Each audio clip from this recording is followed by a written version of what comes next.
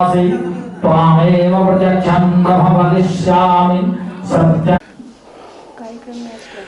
संपूर्ण भारतीय भाषाओं और भारत के समस्त लेखकों का सबसे बड़ा साहित्यिक संगठन है अखिल भारतीय साहित्य परिषद। अखिल भारतीय साहित्य परिषद की मुजफ्फरपुर इकाई के तत्वावधान में आज विवेकानंद जयंती के आयोजन पर संवाद विवेकानंद नाम से एक कार्यक्रम की शुरुआत की गई है और यह सिलसिला चलेगा। श्रृंखला में हम विवेकानंद के व्यक्तित्व कृतित्व पर चर्चा करेंगे। विवेकानंद युवाओं के लिए ही नहीं, संपूर्ण विश्व बंधुत्व के लिए प्रेरणा के एक बड़े स्रोत हैं, प्रेरणा पुंज हैं। एक ऐसे आलोकित सूर्य की तरह वे भासमान होते रहे विश्व धर्म संसद में, जबकि भारत के धर्म के बारे में, भारत के मर्म के बारे में, भारत के यथार्थ के बारे में संपूर्ण संसार अनभिज्ञ था, जानता नहीं था। लेकिन पहली बार जब स्वामी विवेकानंद वहाँ गए और विवेकानंद के ओजस्वी, तेजस्वी और सत्य वचन को, वैज्ञानिक विश्लेषण धर्म के जब उन लोगों ने श्रवण किया तो पहली बार वे चौंके और विवेकानंद के माध्यम से संपूर्ण भारत को जानने समझने का, संसार को अवसर मिला। विश्व कवि रविंद्रनाथ ठाकुर कहते थे कि भारत को जानना हो तो विवेकानंद को जानना जरूरी है, उनके साहित्य का अध्ययन करना जरूरी है। विवेकानंद तमाम धार्मिक संकीर्णताओं से, रूढ़िवादिता से, पाखंड से परे थे और वे संपूर्ण मनुष्यता को देखते थे, विश्व बंधुत्व को देखते थे और आने वाले समय को देखते थे। समय की छाती पर पांव रखकर वे अपने समृद्ध अतीत पर भी गर्व करते थे और भविष्य पर भी उनकी दृष्टा की तरह दृष्टि थी। ऐसे विवेकानंद जो भारत से युवावस्था में जाते हैं, बहुत कम उम्र तक जीते रहे, लेकिन काम करने का अवसर उन्हें मात्र 15 वर्ष मिला और 15 वर्षों में ही जितना विवेकानंद ने काम किया, कोई सामान्य मनुष्य 10 जीवन में भी उतना काम नहीं कर सकता था। अथक परिश्रम करते रहे, मन से, वचन से, कर्म से और क्रियात्मक रूप से कार्य करते हुए अपने महान गुरु रामकृष्ण परमहंस के उस तात्विक ज्ञान को, जो ज्ञान मनुष्य मात्र के लिए और प्रकृति के लिए भी, शाश्वत सत्य के निरूपण के लिए भी कितना अनिवार्य है, स्वामी विवेकानंद उसी को प्रस्तुत करते रहे। विवेकानंद के सामने कई बार ऐसी बातें आई जब भारतीय मूर्ति पूजा के विरोध में इंग्लैंड में, जिसके यहाँ वे ठहरे हुए थे, उनके परम प्रिय शिष्य ने जब यह प्रतिवाद किया कि स्वामी जी, आप इतने प्रगतिशील हैं, इतने उदार विचार के हैं और आपके धर्म में, आपके देश में मूर्ति पूजा की जाती है, उसका क्यों विरोध नहीं करते हैं। उन्होंने थोड़ी देर तक उस शिष्य को देखा और सामने टंगी हुई एक तस्वीर के बारे में पूछा, वह किसकी तस्वीर है। कहा कि मेरे पिता की तस्वीर है। कहा कि लाओ। तस्वीर को उतार कर उन्होंने अपने पाँव के पास रख दिया। बेटे को बड़ा खराब लगा। उनके शिष्य ने नाक भाव सिकोड़ा कि स्वामी जी, यह मेरे पिता की तस्वीर है। हाँ है तो। फिर उस तस्वीर पर पाँव उन्होंने रख दिया। पाँव हटाते हुए शिष्य ने कहा कि स्वामी जी, मेरे पिता की तस्वीर है। स्वामी जी ने कहा कि इस पर थूको। कहा कि कैसे थूक सकता हूँ, ये मेरे पिता की तस्वीर है। कहा कि मैं इसको फाड़ दूंगा, जला दूंगा, तो इससे तुम्हारे पिता जीवित हैं क्या? इसमें तुम्हारे पिता हैं क्या? तुम्हारे पिता की मृत्यु हो चुकी है। इस कागज के टुकड़ों में तुम्हारे पिता नहीं है, लेकिन तुम्हारी आस्था है। ऐसा लग रहा है कि पिता तुम्हारे जीवंत रूप से इस तस्वीर में है। मूर्ति पूजा के पीछे भारतीय यही अवधारणा है। एक मंजिल तक जाने के लिए अनेक रास्ते हैं। हमारे यहाँ नवधा भक्ति है, उन्होंने नवधा भक्ति की, भारतीय धार्मिक और भक्ति परक जो परंपरा है उसका उन्होंने वैज्ञानिक विश्लेषण, उसके विवेकपूर्ण कारण बतलाए। तो विवेकानंद जब खड़ा होते थे तो संपूर्ण भारत उनके माध्यम से व्याख्यायित होता था, रूपांतरित। विश्व का वैभव भारत का वह विवेक था जिसे हम स्वामी विवेकानंद के रूप में जानते हैं। उनके बारे में अगर हम कविता की उक्तियों के साथ कहें तो ले बांध मुट्ठियों में आधी, जवानी ऐसी हो कि वह जवानी, जिस ओर जवानी जाती है राह उधर ही हो जाती है। तो जवानी जिनके जिनके पास जमाना उनका उनका दास। तो ले बांध मुट्ठियों में आधी तो सांस सवा की बंध जाए, देखोल बंधे अपने कर तो तूफान गगन पर चढ़ जाए।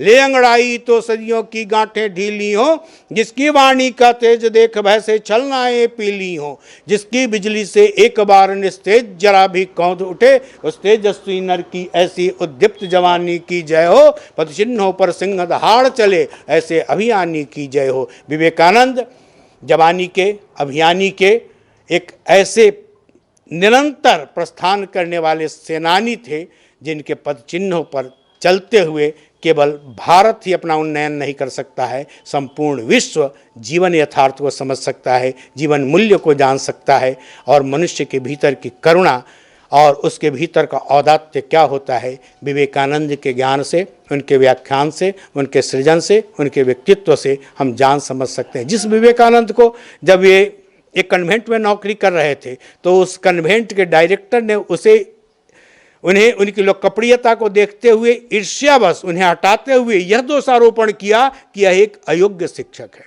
जिसकी शिक्षा, जिसकी योग्यता की संसार ने इज्जत की, संसार ने जिसका सम्मान किया, उसे एक कन्वेंट के संचालक ने यह कहते हुए कि यह अयोग्य है। तो जो विश्व के लिए गुरु बना उसे भी हम अपनी संकीर्णताओं में अवमूल्यन उसका कर देते हैं। इसलिए ज्ञान क्या होता है, विवेक क्या होता है, इसे जानने समझने के लिए हमें आंतरिक स्तर पर भी उदार होने की ज़रूरत है, हमें संवेदनशील होने की ज़रूरत है और निरभिमानी होकर खुली दृष्टि से मूल्यांकन के उस विवेक को भी विकसित करने की ज़रूरत है, जिस विवेक में हम अपने व्यक्तिगत शत्रु को भी उसके ज्ञान के आधार पर श्रेष्ठ कह सकने का साहस संजो सके। ऐसे स्वामी विवेकानंद का स्मरण हम अखिल भारतीय साहित्य परिषद के बैनर तले कर रहे हैं, जिसमें कई लेखक उपस्थित हैं, संस्कृति कर्मी उपस्थित हैं, समाज सेवी उपस्थित हैं, कवि गीतकार उपस्थित हैं और साथ ही साथ हमारे अखिल भारतीय साहित्य परिषद के साथी उपस्थित हैं। स्वामी विवेकानंद अपने युवावस्था में काफ़ी उपलब्धियां प्राप्त किए थे। अभी के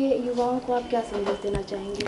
अभी के युवा दिशाहीनता के ज़्यादा शिकार हैं, गड्ढमड्ढ संस्कृति के संचालक और संपोषक हो रहे हैं, वे कन्वेंट शिक्षा की ओर भाग रहे हैं, वे ठीक से न तो पाश्चात्य संस्कृति को आत्मसात कर पाते हैं, न भारतीय संस्कृति को समझ पाते हैं, न वे हिंदी को जानते समझते हैं ठीक से, न उसमें अपनी अभिव्यक्ति कर सकते हैं और न ही आंग्ल भाषा को स्वीकार कर रहे हैं।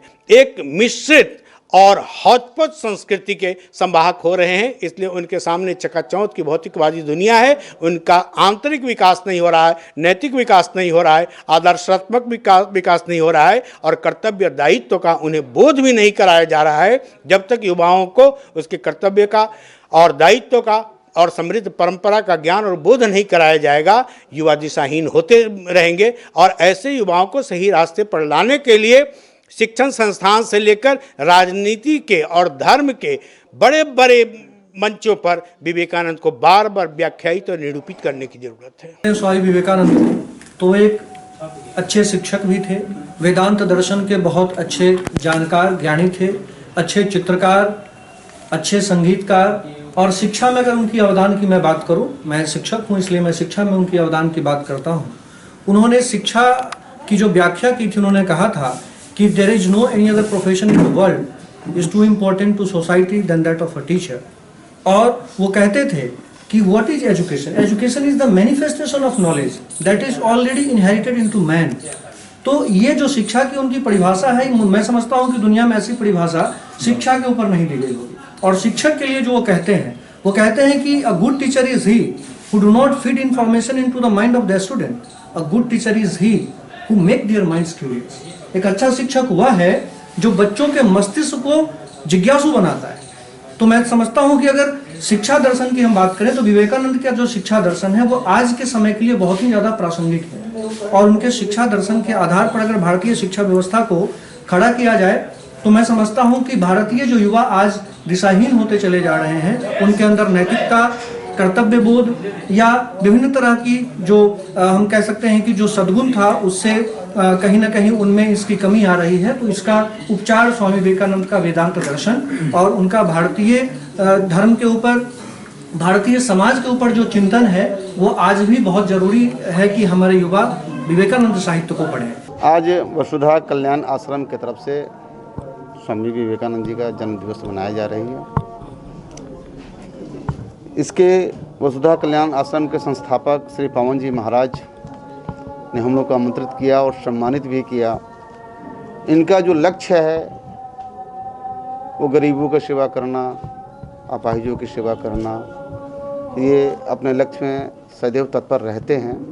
इनको मैं बाबा गरीबनाथ की तरफ से साधुवाद देना चाहता हूं और आशा करता हूं कि हर साल स्वामी जी का ये जन्म दिवस मनाएं, इसी तरह से मनाएं और भी विस्तृत रूप से मनाएं। वसुधा कल्याण आश्रम की ओर से आयोजित आज का यह कार्यक्रम स्वामी विवेकानंद के जीवन चरित्र को पूरे समाज में जो युवा वर्ग है खासकर उसको लक्ष्य करके किया गया है, ताकि स्वामी जी के जीवन चरित्र से ये सभी जो हमारे युवा वर्ग हैं वो अपना आदर्श और लक्ष्य को उसके अनुसार आगे ले आ सकें और ऊर्जा से भरें और समाज के कल्याण के लिए आगे आएँ। यही उद्देश्य है। इसी क्रम में हमने श्री कल्याण मित्र सम्मान का भी आयोजन किया है। इस कार्यक्रम में ये जो सम्मान दिया जा रहा है वो समाज के ऐसे लोगों को दिया जा रहा है जो वास्तव में समाज की सेवा कर रहे हैं आज के समय में, और आगे जैसा कि बताया है महाराज जी ने, आगे भी हम ऐसे कार्यक्रम करते रहेंगे।